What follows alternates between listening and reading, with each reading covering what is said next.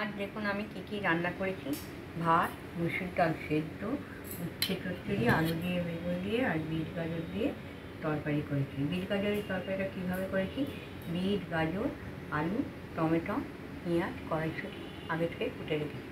তারপরে কড়াইতে পেঁয়াজটা একটু দিয়েছি, তেলের মধ্যে দিয়ে ভেজে নিয়ে বিট গাজর দিয়ে দিয়েছি। ওইটা একটু তেল মশলা নেড়ে নিয়ে তারপর আমি ওতে হলুদ লঙ্কা আদা দিয়ে দিয়েছি, টমেটো দিয়ে দিয়েছি, দিয়ে তরকারিটা আমি করেছি।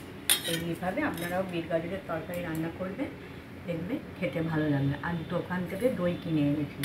এই দেখুন উচ্ছে চচ্চড়ি,